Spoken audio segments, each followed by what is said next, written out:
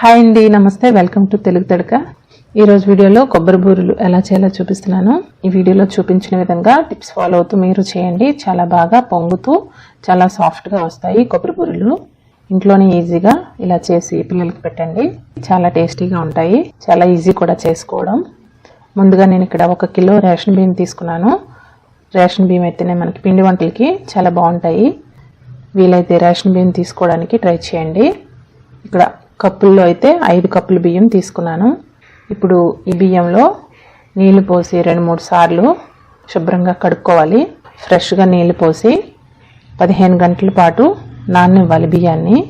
మధ్య మధ్యలో 5-6 గంటలకు ఒకసారి నీళ్లు మార్చుకుంటూ 15 గంటల వరకు నాననివ్వాలి బియ్యాన్ని. చూడండి, 15 గంటల తర్వాత మరొకసారి బాగా బియ్యాన్ని కడుక్కొని వడకట్టుకోవాలి. బియ్యం నుంచి నీళ్ళన్నీ ఇలా చిల్లీల బొట్టులో వేసి నీళ్ళన్నీ ఇలా వడకట్టుకోవాలి. ఇలా ఒక 10 నిమిషాల పాటు ఇలా వదిలేస్తే నీళ్ళన్నీ వడారిపోతాయి. వడకట్టుకున్న తర్వాత ఒక పొడి బట్ట పైన, కాటన్ బట్ట పైన బియ్యాన్ని వేసి 1 గంట పాటు ఆరనివ్వాలి. డ్రైగా అయిపోకూడదు, అలానే తడిగా ఉండకూడదు. ఎండలో ఆరనవసరం లేదు.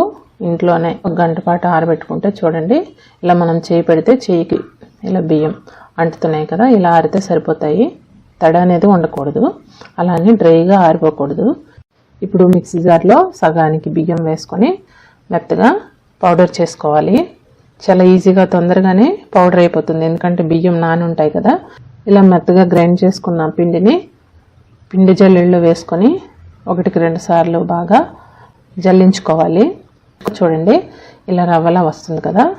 ఈ రవ్వను మళ్ళీ మిక్సీ జార్లో వేసుకొని మళ్ళీ ఇందులో బియ్యం కొద్దిగా వేసుకొని మళ్ళీ గ్రైండ్ చేసుకోవాలి. ఇప్పుడు ప్రతిసారి ఈ పిండి జల్లించుకున్న వెంటనే ఇలా నొక్కి పెట్టి పైనుంచి క్లాత్ వేసి ఉంచుకోవాలి, ఎందుకంటే పిండి ఆరిపోకూడదు. ఇలా తడిగా ఉన్న పిండితోనే మనం బూరెలు చేసుకోవాలి. చూడండి, ప్రతిసారి ఇలా నొక్కి పెట్టి ఆరిపోకుండా ఒక క్లాత్ని ఇలా కప్పు పెట్టి ఉంచుకుంటే మనకు పిండి ఆరిపోకుండా ఉంటుంది. మనం తీసుకున్న బియ్యం క్వాంటిటీకి 1 కొబ్బరికాయ సరిపోతుంది. ఇప్పుడు ఈ కొబ్బరి ముక్కల్ని మిక్సీ జార్లో వేసుకొని గ్రైండ్ చేసుకోవాలి, లేదంటే తురుమైనా వేసుకోవచ్చు. చిన్న చిన్న ముక్కలు కట్ చేసైనా వేసుకోండి, పర్వాలేదు. ఇప్పుడు ఇందులో 8-10 వరకు యాలకులు కూడా వేసుకొని బరకగా గ్రైండ్ చేసుకోవాలి. మరీ మెత్తగా పేస్ట్లా కాకుండా ఇలా బరకగా ఉంటే బాగుంటుంది. ఇలా గ్రైండ్ చేసుకున్న తర్వాత ఇప్పుడు ఒక గిన్నెలోకి ఇక్కడ నేను 3.5 కప్పులు తురిమిన బెల్లం తీసుకుంటున్నాను. కానీ నాకు కొంచెం పిండి మిగిలింది. మీరు 4 కప్పుల వరకు బెల్లం తీసుకోండి. ఒక 4 కప్పుల వరకు తురిమిన బెల్లం తీసుకోవచ్చు. ఇప్పుడు ఇందులో 1 కప్పు నీళ్లు పోసుకొని కరిగించుకోవాలి బెల్లాన్ని మీడియం ఫ్లేమ్లో. చూడండి, ఇక్కడ మనకి బెల్లం బాగా కరిగిపోయింది. ఇప్పుడు మనం ఎందులోనైతే పాకం తీసుకోవాలనుకుంటున్నామో అందులో ఈ బెల్లం నీళ్ళని వడకట్టుకోవాలి. ఇలా వడకట్టుకొని వేసుకోవడం వల్ల మనకి బెల్లంలో ఇలా డస్ట్ ఏమైనా ఉన్నా వడకట్టి తీసుకోవచ్చు. ఇప్పుడు మీడియం ఫ్లేమ్లో బెల్లాన్ని బాగా ఉడికించుకోవాలి. చూడండి, ఇక్కడ నొరగ బాగా వచ్చింది కదా. ఈ టైంలో చెక్ చేస్తూ ఉండండి. 1 కప్పులో నార్మల్ వాటర్ తీసుకొని అందులో ఇలా బెల్లం పాకం వేస్తూ 2-3 సార్లు చెక్ చేసుకోండి. బెల్లం పాకం ఇలా వేసిన వెంటనే చేతిలోకి ఇలా బెల్లం పాకం వస్తుంది, కానీ ముద్దలా అవ్వట్లేదు. చూడండి, ఇలా తీగలా పడుతుంది కదా. ఈ పాకం అయితే సరిపోతుంది బూరెలకి. ఇప్పుడు ఫ్లేమ్ని లోలో పెట్టి ఇందులోకి 2 టేబుల్ స్పూన్లు నువ్వులు, ముందుగా గ్రైండ్ చేసుకున్న కొబ్బరి తురుము వేసుకొని 2 నిమిషాల పాటు ఉడికించుకోవాలి. ఇలా ఉడికించుకోవడం వల్ల మనకి పాకం ముదురుగా అవదు. కొబ్బరి వేసుకున్నాం కదా, కొబ్బరిలో చాలా వాటర్ ఉంటుంది కదా. 2 నిమిషాల పాటు ఉడికించుకుంటే సరిపోతుంది. చూడండి, ఈ టైంలో స్టవ్ ఆఫ్ చేసుకొని ఇప్పుడు తడిపిండి కొద్దిగా వేసుకొని కలుపుతూ ఉండాలి. బెల్లం పాకం వేడిగా ఉన్నప్పుడే కలుపుకోండి. ఇలా ఒకవైపు పిండి వేస్తూ ఒకవైపు కలుపుతూ ఉండాలి. కన్సిస్టెన్సీ చూసుకొని, ఇంకా పిండి పడుతుందంటే ఒక్కొక్క గరిటెడు వేసుకుంటూ కలుపుకోండి. మీకు ఇక్కడ చూపిస్తాను కన్సిస్టెన్సీ ఎలా వచ్చిన వరకు వేసుకోవాలో పిండి అనేది. కొద్దిగా వేసుకోవాలి పిండిని, కలుపుతూ ఉండాలి. అప్పుడు ఉండలు కూడా కట్టదు. జారుడుగా వచ్చింది చూసారా ఈ టైంలో. చూడండి కన్సిస్టెన్సీ. ఈ టైంలో పిండి వేయడం ఆపేయాలి. పైనుంచి నూనె అయినా నెయ్యి అయినా 2-3 టేబుల్ స్పూన్ల వరకు వేసుకోండి. ఇలా మొత్తం పైన కవర్ చేసేయాలి. కవర్ చేసి మూత పెట్టి ఒక 10-15 నిమిషాల పాటు పక్కన పెట్టుకోవాలి. చూడండి, కొంచెం చల్లారిన తర్వాత ఇలా ముద్దలా అవుతుంది. ఇప్పుడు మీడియం సైజు ఉండలుగా చేసుకొని చూడండి, మీకు నచ్చిన సైజులో ఇలా ముద్ద చుట్టుకొని ఇలా ఆయిల్ కవర్ పైన స్ప్రెడ్ చేస్తున్నాను రౌండ్గా. అరిటాకు పైన అయినా లేదా బటర్ పేపర్ పైన అయినా ఆయిల్ కవర్ అయినా ఇలా తీసుకొని దీనిపైన ఇలా వేసి మీడియం సైజుగా కొంచెం మరీ పలుచగా కాకుండా మరీ మందంగా కాకుండా ఇలా స్ప్రెడ్ చేసుకోండి. ఆయిల్ చెక్ చేసుకోండి, మరీ హీట్గా ఉండకూడదు. మీడియం హీట్లో ఉన్నప్పుడు ఒక్కొక్కటిగా ఇలా వేసుకొని రెండు వైపులా తిప్పుతూ ఫ్రై చేసుకోండి. చూడండి, రెండు వైపులా ఇలా వేయించుకోండి తిప్పుతూ. ఎంత బాగా పొంగాయి కదా. మరీ ఎక్కువగా నల్లగా అయిపోకూడదు. ఈ కలర్లో వేగినప్పుడు తీసుకుంటేనే బూరె టేస్ట్ అనేది బాగుంటుంది. ఈ విధంగా మిగిలినవన్నీ చేసుకొని ఫ్రై చేసుకోవడమే. చూడండి, ఒకటి తించి చూపిస్తున్నాను. ఎంత సాఫ్ట్గా బాగా పొంగుతూ ఎంత బాగా వచ్చాయి కదా. ఈ టిప్స్ ఫాలో అవుతూ మీరు చేయండి, చాలా ఈజీగా ఇంట్లో చేసేయచ్చు. పప్పు చెక్కలు ఈసారి మీరు చెక్కలు చేసినప్పుడు ఈ విధంగా ట్రై చేయండి. చాలా టేస్టీగా ఉంటాయి. చాలా గుల్లగా కరకరలాడుతూ చూసారు కదా ఎంత బాగా వచ్చాయో. ఫస్ట్ ఒక పెద్ద గిన్నెలో మనం కలుపుకోవడానికి ఈజీగా ఉన్న గిన్నెలో ఒక అరకిలో బియ్య పిండి తీసుకున్నాను. ఈ పిండి ఇంట్లో తయారు చేసుకున్నదే, ఫ్రెష్గా ఇంట్లో తయారు చేసుకున్న పిండి ఇది. మీరు ప్యాకెట్ పిండి అయినా ఈ విధంగానే చేసుకోవచ్చు. తర్వాత ఇక్కడ సగ్గుబియ్యం, పెద్ద సగ్గుబియ్యం ఉంటాయి కదా, ఇవి ఒక 4 గంటల పాటు నీటిలో నానబెట్టుకోవాలి. తర్వాత పెసరపప్పు గంట అయినా 2 గంటలైనా నానబెడితే సరిపోతుంది. పెసరపప్పు ఇలా బాగా నానబెట్టుకోవాలి. తర్వాత ఇక్కడ బియ్య పిండిలో 1.5 టీ స్పూన్లు ఉప్పు వేసుకోండి, కరెక్ట్గా సరిపోతుంది. తర్వాత ఇక్కడ వెన్న వేసుకోవాలి. రూమ్ టెంపరేచర్లో ఉన్న వెన్న తీసుకోండి. 3-4 టేబుల్ స్పూన్లు వెన్న వేసుకోవాలి.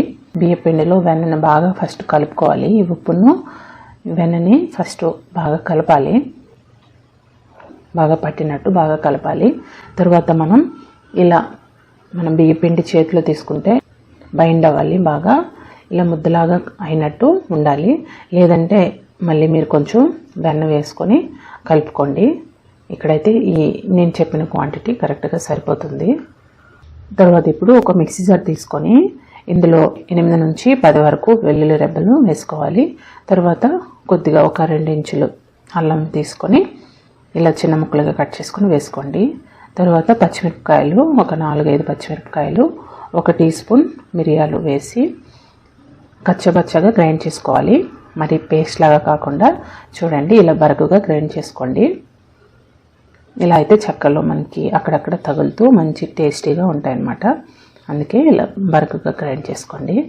తర్వాత ఈ గ్రైండ్ చేసుకున్న ఈ పేస్ట్ని బియ్య పిండిలో వేసుకోవాలి. వేసుకున్నాక 1 టీ స్పూన్ జీలకర్ర, నువ్వులు ఒక 3 టేబుల్ స్పూన్ నువ్వులు వేసుకోవాలి. కరివేపాకు ఇలా సన్నగా కట్ చేసుకొని వేసుకోండి. తర్వాత మనం ముందుగా నానబెట్టుకున్న సగ్గుబియ్యం వేసుకోవాలి. తర్వాత పెసరపప్పు కూడా వేసుకోవాలి. ఇలా వేసుకున్న తర్వాత అంతా బాగా కలుపుకోవాలి. ఫస్ట్ నీళ్ళు వేయకుండా ఈ బియ్య పిండిలో మొత్తం ఈ మసాలాలు మొత్తం బాగా కలిసినట్టు ఫస్ట్ కలుపుకోండి. మనం పెసరపప్పు సగ్గుబియ్యం అనేది ఇలా ఎక్కువగా వేసుకోవడం వల్ల చెక్కల్లో మనకి పంటికి బాగా తగిలి టేస్టీగా వస్తాయి. సగ్గుబియ్యం వేయడం వల్ల మనకి గుల్లగా చాలా బాగుంటాయి.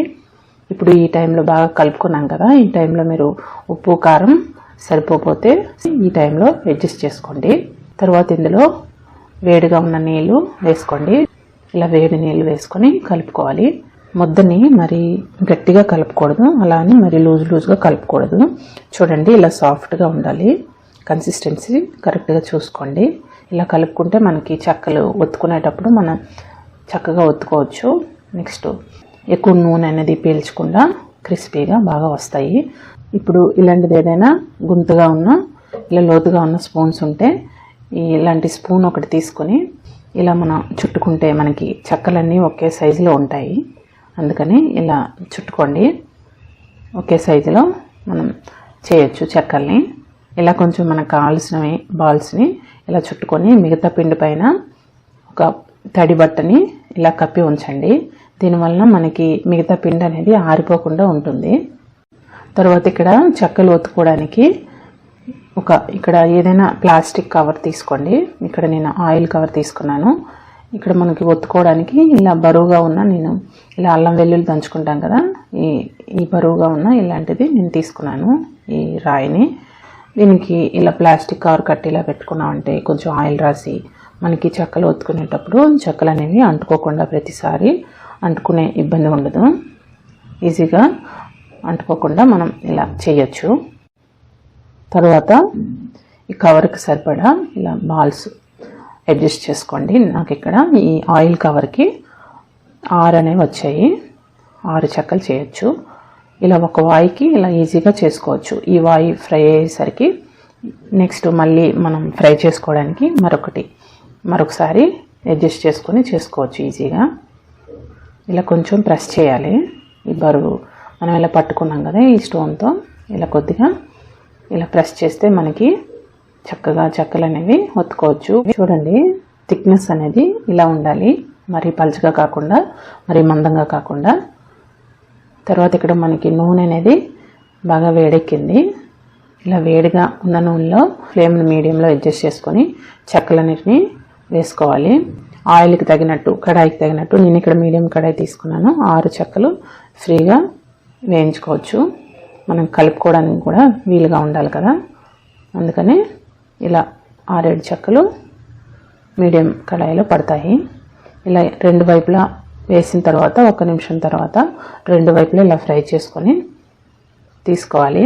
చూడండి, ఎక్కువ మరీ రెడ్ కలర్లో రాకూడదు. ఈ కలర్లో వస్తే సరిపోతాయి. టేస్ట్ అనేది బాగుంటుంది ఈ కలర్లో వచ్చినప్పుడు తీసుకుంటే. ఇలా ఆయిల్ అనేది అంతటిని ఇలా పక్కకి వడకట్టుకొని తీసుకోండి. చూడండి, ఈ కలర్లో వస్తే చాలా బాగుంటాయి. మనకి చాలా ఈజీగా చేసుకోవచ్చు ఇంట్లో, చాలా టేస్టీగా ఉంటాయి. ఈసారి చేసినప్పుడు తప్పకుండా ఇలా ఈ ఇంగ్రీడియంట్స్ వేస్ట్ చేయండి. చూసారా ఎంత ఫ్లేకీగా, చాలా గుల్లగా కరకరలాడుతూ చాలా బాగా వస్తాయి. ఒకసారి ఇలా తప్పకుండా ట్రై చేయండి. చాలా బాగుంటాయి, చాలా టేస్టీగా ఉంటాయి. వీడియో నచ్చితే మర్చిపోకుండా లైక్ చేసి షేర్ చేయండి. సబ్స్క్రైబ్ చేయడం మర్చిపోవద్దు. Thank you so much for watching. Bye.